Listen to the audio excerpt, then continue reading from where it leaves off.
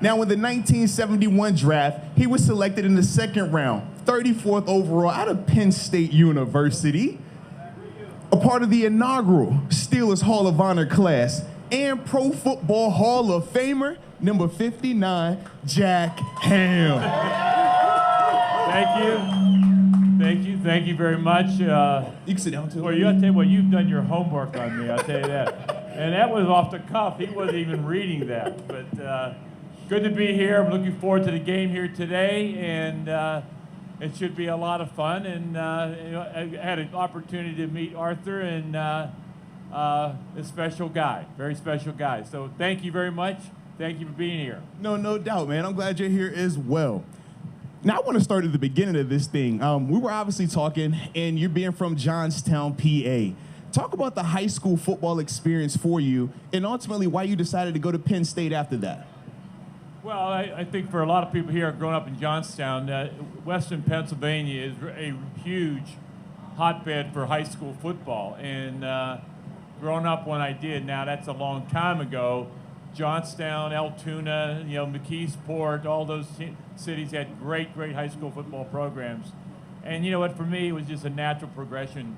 When Penn State offered me a scholarship, and I wasn't a five-star recruit, it had all these offers from different schools. So when Penn State gave me an opportunity, gave me a chance to go to Penn State on a scholarship, it was the only one I had that year. I had a partial scholarship to East Carolina, but it was an easy decision for me, and probably the best decision I made in my football career. Wow. We hadn't played the Hawkeyes when I played, but we're playing them now a lot, and I'll tell you what, they are a good football team. They're a really good football team. I like it. And now, while you were there, you played for legendary coach Joe Paterno. Talk about what that was like playing for Joe Pa. Well, obviously a legend at Penn State football, and playing for Joe was a situation where he would watch, and he was such a stickler, and probably Arthur the same way for you, all the little things you had to do well on the football field. He always felt you do the little things well, the big things take care of themselves, and that's kind of a motto of Joe Paterno. So, and I can remember him on a football field. I made a mistake. At Penn State, you have where the offense practices one field, the defense practices another field, and I made a mistake on a tackle had to be 50 yards away from him, and he started screaming at me from 50 yards away and kept coming towards me, and he realized what a mistake I made on that one play. Those are the kind of things that your head coach, whether it's college or pro here today, those are the things that make those kind of coaches great coaches in either college or pro football careers. I like it. Talking with Pro Football Hall of Famer Jack Ham in the Unibet tent. And if you want to join us inside the tent, just download the Unibet app. It's free. Come on right in, and then you can enjoy some of the fun as well. Now, you finish up your time at Penn State, and it's NFL draft time. Do you have an idea that you're going to the Steelers, you're going early? Just take us through that process for us, man. Well, again, it's different back then than it is here today, but I was naive enough coming out of Penn State that I was going to be drafted. The New York Giants called me and said they will draft me in the first round, the day before the draft. The San Diego Chargers did the same thing, and I had no contact with the Pittsburgh Steelers. And you're a college kid coming out of Penn State. When people tell you something on the phone, you kind of believe them. And so I thought I'd be drafted in the first round. Well, the first round went by, and I was not drafted. San Diego, I forget who they took. I think a running back, and the New York Giants took a wide receiver. And then in the second round, actually it was Dan Rooney who called me and said that they drafted me in the second round. And at the time, Pittsburgh was not a very good football team. They were perennial losers, played hard football, tough football, but they weren't winning, didn't have a whole lot of success. And so I was kind of disappointed in the sense of, number one, I'd lived in this whole area of my life. It would have given me an opportunity, whether San Diego or New York or whatever, to to play and live somewhere else for a period of time. And that didn't work out. And long story short, they drafted me I didn't even have any contact with the Steelers at all. They drafted me, and it couldn't have worked out any better for me. Yes, indeed. Yes, indeed. So you alluded to it right there. When you joined the Steelers in 71, you're right. The team wasn't a dynasty. In fact, it was the opposite of that. But what was your mentality once you arrived with the Steelers in terms of changing the culture? Well, I think when you're a rookie coming in, and we had a lot of rookies on that team. Frank Lewis and people out there remember was a wide receiver, played for us a long time. We drafted him in the first round. Myself in the second, but we had guys like Mike Wagner and Jerry Mullins and Dwight White, Larry Brown. I can go on and on. We had probably not only in my draft, we had probably 10 or 11 guys who not only made the team but played a lot in 1971. And the mentality coming in, an issue for me was just trying to make the football team and not try to really change the culture at that point. But then after my draft that year, and then the draft in 1974, when we ended up getting, in the first round, we ended up getting Lynn Swann, second round Jack Lambert, and then we got John Stallworth and Mike Webster, all four guys who are in the Hall of Fame. We were a good football team up to that point. That 74 draft, that put us over the top and made us a great football team. No, absolutely, absolutely. Now, speaking of becoming a great football team, my favorite question when I'm talking to the legends like yourself. You were a 4-time Super Bowl champion. Making sure y'all still with me. Okay. So like I said, you were a 4-time Super Bowl champion. Of those 4, which meant the most to you, and which was the most fun winning? Well, the one that means the most to me, and I think most of the players on my team, was when you win it for the first time. I mean, it is a battle to get there. I mean, you got to go through the playoffs, you got to go through the AFC Championship game, and then you finally get to that Super Bowl. And you started training camp all the way through, and only at the end of the year, one team is the winner at the end of that season. And so it's a long, long grind. And when we finally got over the top and won that first Super Bowl, at that time, it was the chief, Art Rooney Sr., who was the owner of the team. And we're in New Orleans, and we get the Lombardi Trophy from, at that time, Commissioner Pete Rozelle. And in the locker room, they give the trophy to Mr. Rooney, Art Rooney Sr., and in typical art fashion, and because he was a very modest guy, all he said to the commissioner was, "Thank you," and that was it. And that was it. But to a man on our football team, we won that because they were always perennial losers.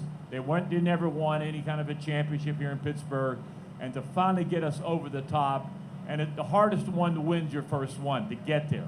I mean, after that, you get a lot of challenges from teams that try to go back to back, and we did that twice. But winning that first one's the most difficult one, and that's one that for me stands out by far of all of them. No, I like that right there. Yes, indeed. Now, you had mentioned this guy's name a little bit earlier, Jack Lambert. Now, the two of you might have formed one of the most dominant linebacking corps in the history of the NFL.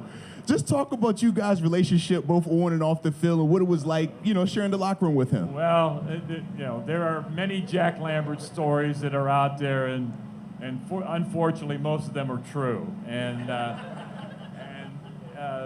But what sets him apart, and you understand this as well as anybody, Jack Lambert was a smart football player. He was actually a very smart guy. He's well-read, a theology major at Penn State University, and he came into the league when he was drafted 3 years after me, and he made a point of coming here, driving into Pittsburgh, and going over tape. Even before he signed his contract, to start doing the mental part of the game. And I give him so much credit because the year I just talked about, our first Super Bowl year, we had a rookie middle linebacker in Jack Lambert who started the entire season. And that is a rarity for, it's kind of like your quarterback on the defensive side of the ball. And he was such a smart football player when he came into the league and when he was a rookie for us in that championship run, because you got to realize that middle linebacker is making calls to your front four up front, and also a lot of times changing coverages in the secondary as well, and he was able to do that. Now, great tackler, tough football player, but the thing about Jack Lambert I admired is how smart he was on the field. We admired it as well. Now, you got a chance to play for arguably one of the greatest coaches of all time, and Coach Chuck Noll. Describe what that experience was like for you while you were here.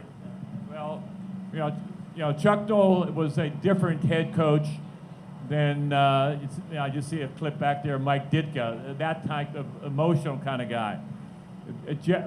Chuck Noll could have been a CEO of a company, and that's the way he ran his football team. And I can always remember my rookie year when I'm starting for the first time in the NFL for the Pittsburgh Steelers, and I'm emotionally this high, and in the locker room before the game, Chuck Noll grabbed his whole team together, and I thought we're going to get one of those Newt Rockne type of speeches from a head coach going out to start the season, and like I said, my first game is starting as a rookie.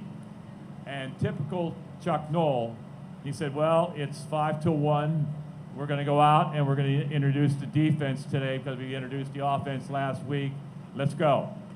And I look around, coming from college where you get, coaches, throwing things at chalkboards and getting really emotional. And Chuck Noll had a philosophy. He said, you know what? There's not one thing I'm going to tell my football team 5 minutes before a game that's going to make them play any better or any worse. The thing about Chuck Noll was you're going to win football games on your preparation Tuesday, Wednesday, Thursday, all the way through. Nothing can you say before the game is going to change any of that. So he was big on preparation, not big on emotional speeches in the locker room. And like I said, that's why he probably could have been a CEO of a company. He was very businesslike, but as players, we were smart enough to buy into him. We were smart enough to realize he's a smart football coach in a different way, and he's just being himself, and I think that's what you have to do as a head coach. Absolutely, man, absolutely. Talking to Jack Ham, ladies and gentlemen, Pro Football Hall of Famer in the Unibet tent. If you want to join us, just simply download the Unibet app. It's free, and you can join us right on the inside of the tent. But I want to talk about 1988. Two awesome things happened in 1988. First off, that was the year I was born. But the second thing was you got inducted into the Pro Football Hall of Fame. Talk about what that meant, getting that induction, man. Did you have to bring the fact up that you were born there? I just wanted to feel included in your awesomeness. Like, you have this long list of accolades, and I'm like, man, I'm just sitting here with the microphone like, hi, guys. Well, to be perfectly honest with you, the championships, the football game, the Super Bowls that we won, I hold them in very high regard. The Hall of Fame is a great honor, and I'm very appreciative, but as Arthur knows, this is not like golf and tennis. You're not an individual when you're a linebacker on a football team. You're as good as that front four in front of you or the secondary behind you that also involves so much in the passing game. So there's a lot of people helping you along the way. I mean, I had the luxury of playing on the great defensive lines at Penn State and also here, because in front of me was L.C. Greenwood at left defensive end and Joe Green. It doesn't get any better than that. So I can remember a game against Kansas City because you want to get that first hit in the game, get involved in the contact. We had three and outs here, not here, but at Heinz Field.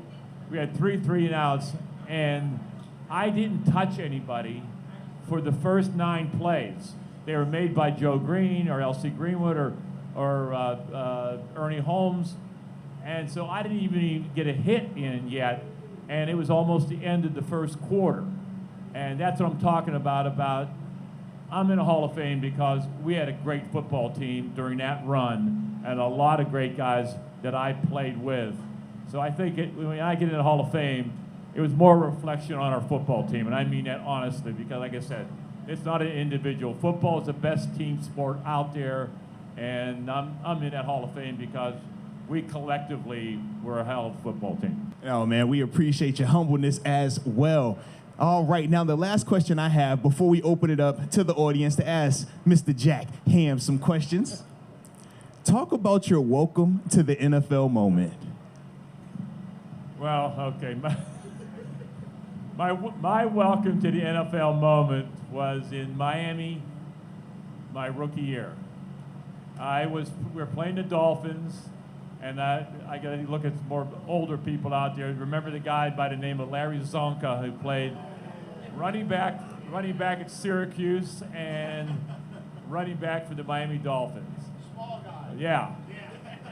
Well, in my world as a linebacker in open field, you'll always think when a guy catches a pass in the open field, nobody around him, he's going to try to make a move on you in open field so he can get more yards downfield.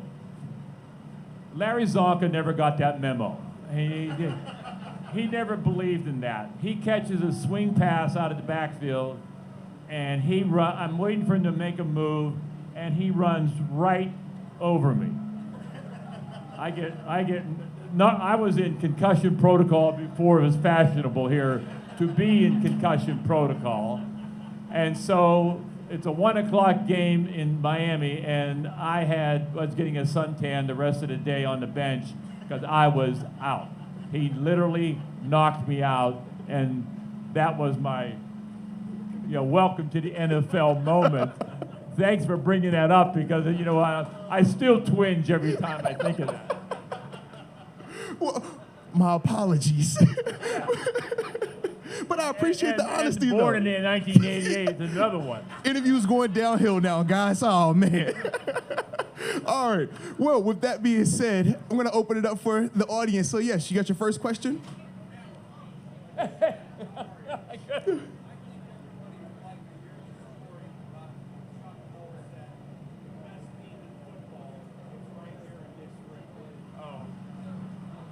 The question's about when this is the one time Chuck Noll actually did get emotional. When I'm talking about the first year we went to the Super Bowl, we had to win a game out in Oakland, the Oakland Raiders with Kenny Stabler and that whole crew. And the week before that, they played the Miami Dolphins, who were defending Super Bowl champions. And the Oakland Raiders won 28-26, a great football game, but that was a divisional game, and we beat Buffalo here, and so we're playing Oakland in Oakland the following week. Well, after the Miami-Oakland game, people talked about the fact of the Oakland Raiders beating Miami Dolphins as being the best football team in the NFL. Well, they still had to play us and the following week. And that's when Chuck Noll, in our meeting prior to that championship game against the Raiders in Oakland, in our meeting room, when he brought the whole team together, he said, they're talking about the Raiders being the best football team in the NFL. And he got really emotional and said, the best football team in the NFL is right in this room. And Joe Green, who was as emotional guy as we ever had on our football team. I mean, he stood up and started saying the same thing, and that was the one very, very few times that I ever saw Chuck Noll that emotional about crowning someone a champion way before it happened. I like it. That's a good story right there. All right. Who else has a question for Jack Ham? Yes. Jack, a couple things. One, thanks for being part of the team and working for a lot of teenagers back in the 70s. Real close on with dad. That was incredible. Second thing is, how far was that ball off the ground? question you asked me is how far was the ball off the ground when Franco made that catch in the immaculate reception. I'll tell you what, to be honest with you, I don't know because I was on the bench. We had just given up the touchdown to Kenny Stabler, and I was actually cutting tape off my shoes, and I didn't even see the play, down the sideline at that time. But it's funny, we had over, I think Three Rivers held 52,000 fans. It sold out at Three Rivers, probably right around 52,000. Since then, I think I have met 100,000 fans who said they were there at that game. Well, wasn't that a fluke? It was close. Franco made a good catch. I like it. All right, who else has a question for Mr. Jack Ham? Oh, yeah. What was my favorite moment? Well, I talked about the fact of winning our first Super Bowl, but you know what? Right 2 weeks prior to that, and what I was talking about earlier, to get there, we had to beat the Oakland Raiders, and I think the Oakland Raiders were the second best team in the league that year. And to us, we didn't have a whole hard time beating Minnesota in the Super Bowl, but beating the Oakland Raiders in Oakland to get to our first Super Bowl, and then at the end of the game, you realize that you're finally going to the Super Bowl. You've been working so hard to get there, and it was really funny at the end of the game. Joe Green, we had like 4 or 5 plays left to go, and it was like about 20 seconds left to go in the game in Oakland. And Joe Green, one of the offensive linemen, because they were battling all day long, he kicks him, in the head. And I pulled Joe, I said, pick Joe up off the ground because he fell down after he's trying to kick. He was on the field, he was kind of crazy. The guy's kind of crazy. I said, Joe, you realize, don't get hurt out here. We have one more game to play, which is the Super Bowl. He goes, oh, yeah, that's right. So, and he finally came to his senses out there. But knowing you're going to the first Super Bowl is the best feeling in the world. And nothing. And that plane ride back from Oakland, coming back here to Pittsburgh, was, the whole team together on that plane was really kind of a special moment. I like it. All right, we got time for a couple more questions. Anyone for? Oh, there we go. I'll go with you first. Pardon me?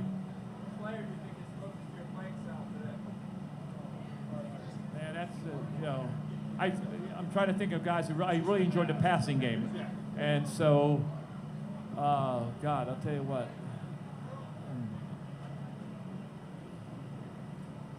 And again, we played a 4-3. Like Pittsburgh here plays a 3-4 defense. I'm trying to think.